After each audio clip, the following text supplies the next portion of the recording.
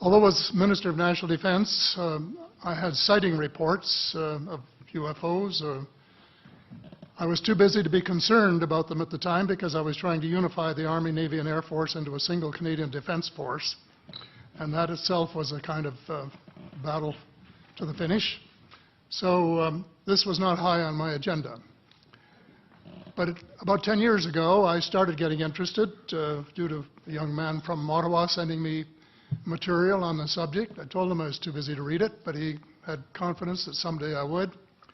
It took me a while to get around to reading it, but I took it for my summer reading in 2005 and was really impressed with what was contained in it.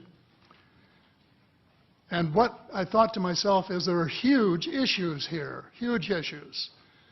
And the American people and the people of the world have a right to know what's going on because they're part of it. It's not just an isolated thing.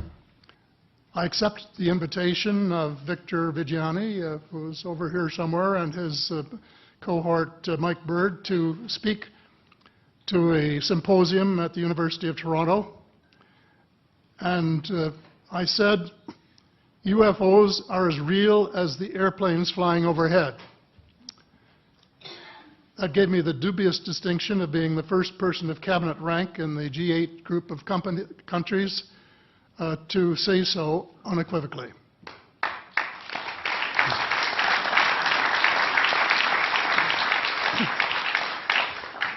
In the 1960s sometime, it was a flotilla of UFOs headed south that crossed into NATO territory in Europe. And the Commander-in-Chief of the Supreme Allied Headquarters in Europe was naturally very shaken. Fortunately, or maybe divine providence, before the panic button was pushed, the flotilla turned around and headed back north. Obviously, they had thought maybe they were Russian and they were very concerned about it. Anyway, an investigation was launched into this whole subject, and a document was prepared which concluded that at least 4 species had been visiting Earth for thousands of years. And this is my own view at this stage as well. So, except for that, there are just a couple of things that we've talked about that I'd like to refer to. And one was that we were referring to them as they until this morning when Linda Moulton Howe, I think she was the first one, actually named 3 different species. I don't think we can any more refer to them as they because they're not an amorphous mass. They are different species and consequently may have different agendas. I don't think we can say that they all have the same agenda any more than we could say that the United States, China, and Russia had the same agenda. Our real interests may be very similar, but as of now, our perceived interests are still quite far apart. One more observation before I begin what I want to say, and that is that we spent quite a bit of time talking about the 66-year-old cadavers. And I was glad to have Linda this morning finally say that there are live ETs on Earth at this present time, and at least 2 of them probably working with the United States government. The other species that I learned about not too long ago was called the tall whites. And this is when Paula Harris broke the story just a few years ago. And through her good offices, I had the chance to talk for about 3 hours with former Airman Charles Hall and listen to this absolutely fascinating story of how he was working with, first of all, he was scared out of his skin, but after that, when he got to know them, how he was working with, and finally they became to trust each other and have a good working relationship with the tall whites at the gunnery range at Indian Springs in Nevada, and these tall whites were living on United States Air Force property and working in cooperation with the United States Air Force and sharing technology with them.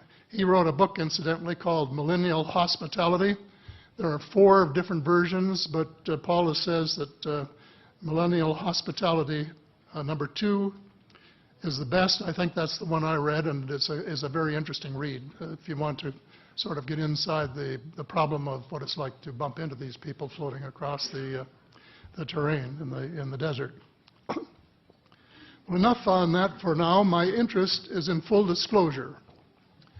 And my only caveat is I think probably I would say 95 to 98% full disclosure. I know of 1 or 2 things that I'm not sure should be in the public domain, at least yet. They will be someday, I'm sure, but not maybe immediately.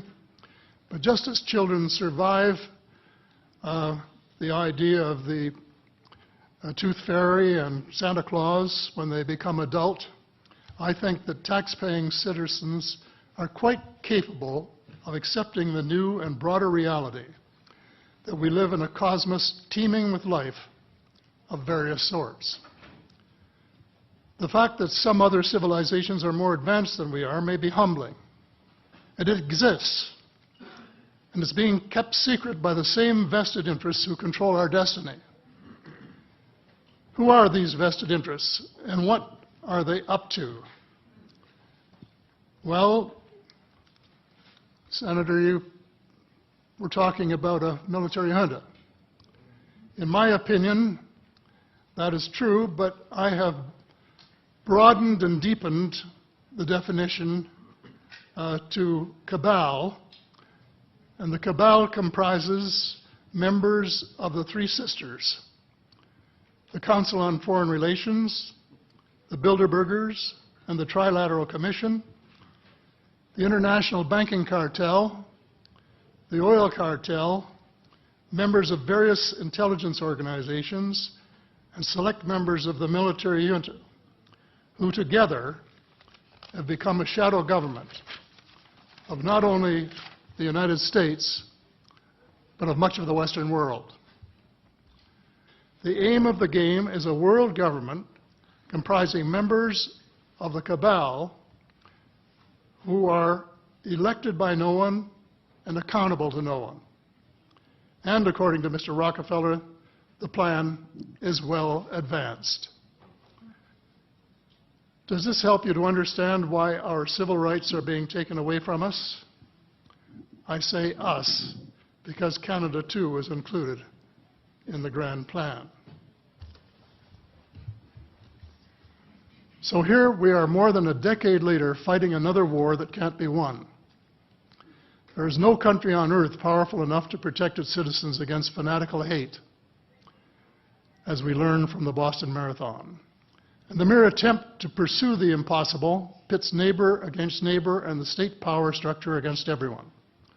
All of the freedoms won by the millions of men and women who fought and died in World War II are being flushed unceremoniously down the drain.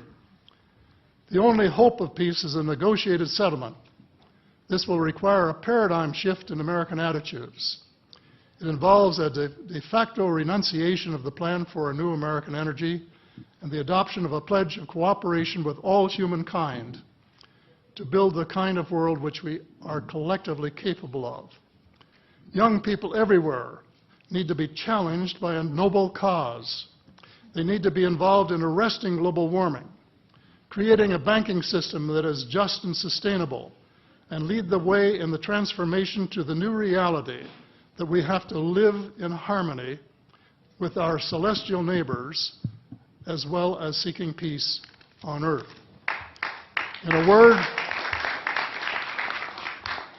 word, we have to become spiritual beings and practice the one tenet that the world's major religions have in common, and that is the Golden Rule.